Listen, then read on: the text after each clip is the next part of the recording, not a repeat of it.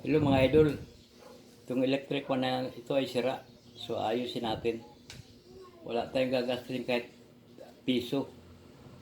Kaya saksak natin itong sa kanyang plug. Yun. Ikotin natin to. 1, 2, 3, 4. Wala, di umikot mga idol. Balik natin. Yan. So, ang gagawin natin, bunutin na muna natin ito, ayusin natin. Itong gagamitin na nating wire. Ito, karamihan electric pan mga idol. May ganito yan ito. So, tanggalin natin ito. Ito, plastic na ito. Yan. Tapos, itong binalatan na wire, ilagay natin dito sa dugtong natin. Sinlaki lang ng wire niya. Yan. Binalatan na rin natin yung dulo. Kasi bubuksan natin yung kanyang capacitor. Ito yung capacitor niya mga idol.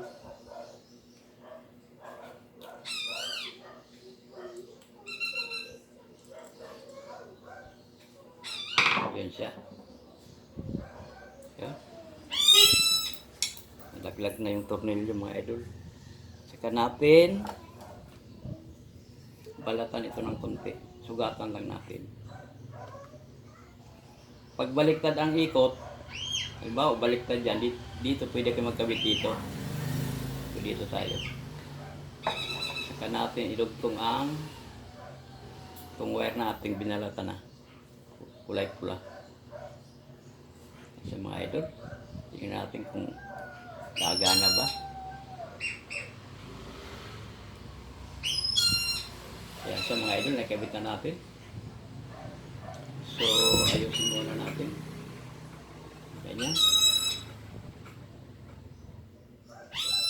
Ikabit na natin ang kanyang plug sa ating extension. Wala tayong kasi pag pinayos mo to, sabihin sa'yo ng nag-aayos sira motor, marami nga, pero yung gano'n lang kadali, isang wire lang ang kailangan yan. So, saksak natin mga idol. Ayan, ayan, nakasakpag na. Ikutin na natin. Kung tagumpay tayo. Ayun na, umiikot number 1. Number 1 pa lang yan. Number 2.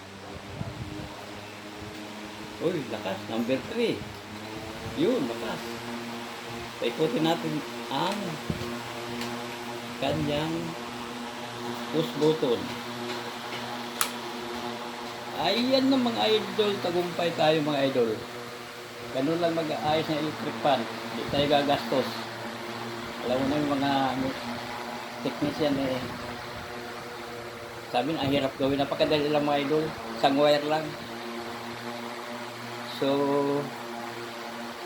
pag may sira kayong electric fan, pwede pa nyo ayusin yan. Isang wire lang na maliit. Buksan nyo ang capacitor, tapos tanggalin yung itong dito, yung plastic dyan. Itap nyo dyan. Tapos kukuha kayo sa capacitor para na isang linya. Pag ang hélice niya po baliktad, pwede kayo sa kabila. Pero ito okay na ito. Oh, ito ang hangin, no? Lakas. So, gano'n lang kadali mga idol.